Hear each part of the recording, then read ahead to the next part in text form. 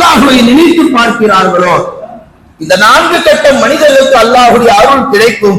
அதே நேரத்தில் அல்லாஹ் சொல்லுகிறான், தொழுகையை நிலைநாட்டாத மனிதர் இந்த ரமலானிலும் கூட பள்ளி வாசலுடைய தெருளு வாசல்ல திண்ணைகள்ல உட்கார்ந்து கொண்டு நீ என்ன தொலை வைக்கிறது, நான் என்ன உன் பின்னாடி வந்து தொழுகிறது, நீ என்ன ஒன்னே கால் திசை ஓடுறது, நான் என்ன உன் பின்னாடி வந்து நின்று கேட்கிறது, நீ என்ன பயான் செய்வது, அதை என்ன நான் செவிப்படுத்தி கேட்பது என்று ஒரு மனிதனாக அல்ல, ஒரு சைத்தானாக தொழுகை விடுபவன் மூமினாக இருக்க மாட்டான். அப்படி விட்டவன் அவன் சைத்தானாகத்தான் இருப்பானாக.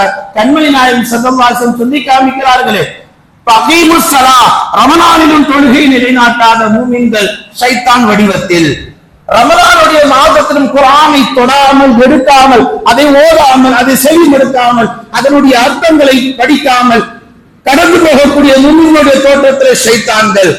ரமலானுடைய மாதத்திலும் காலம் முழுக்க இந்த ஒரு மாத காலம் தான் நமக்கு அவகாசம்.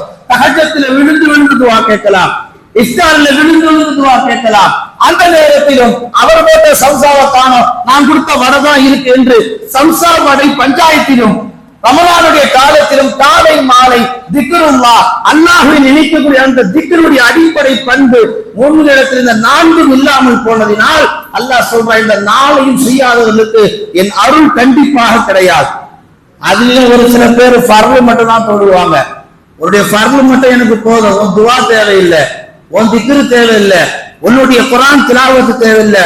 நாம் தெளிவாக விளங்க வேண்டும், இங்க இமாம் துவா செய்யறாருன்னா அவர் குடும்பத்துக்கு மட்டும் செய்யறது கிடையாது. இங்க இமாம் திக்ரு செய்யறாருன்னா அவருக்கு மட்டும் சொர்க்கம் போக வழி உண்டாக்குவது கிடையாது. இங்க இமாம் மட்டும் குர்ஆனை ஓதுகிறார் என்று சொன்னால் அது அவருக்கு மட்டும் நன்மை வந்து செய்வது கிடையாது. நான் கையை அல்லாஹ்விடத்தில் உயர்த்துகின்ற பொழுது உம்மத்திற்காக துவா கேட்கப்படுகிறது.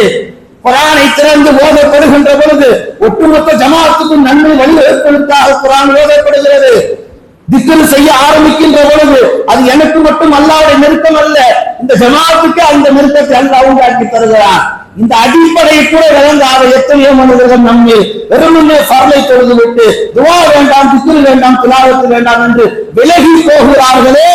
அப்படிப்பட்டவர்கள் அல்லாஹ் கூப்பிட்டு சொல்கிறார், உனக்கு என்னுடைய ரஹ்மத் என்பது இல்லாமல் போய்விடும். ஹதீஸ்ல வரக்கூடிய செய்தி பெருமானார் ஸல்லல்லாஹு அலைஹி வஸல்லம் குறிப்பிட்டு காமிக்கிறார்கள், காஃபிர்கள் இருக்கிறார்களே, அந்த காஃபிர்கள் அல்லாஹ்வுடைய ரஹ்மத்தை முழுவதுமாக விளங்கிக் கொண்டால் அவர்கள் சொர்க்கம் அடைவதை நிராசை அடைய மாட்டேன் என்பதாக பெருமானார் குறிப்பிட்டார்கள். மூமின்கள் இருக்கிறார்களே, அவர்கள் நரகத்தினுடைய தண்டனையை விளங்கிக் கொண்டால் நரகத்தை விட்டு அவர்கள் தப்பிப்பதிலிருந்தும் பொதுபோக்காக இருக்க மாட்டார்கள். இந்த 2 வரையை பெருமானார் எப்படி விளக்குகிறார்கள்?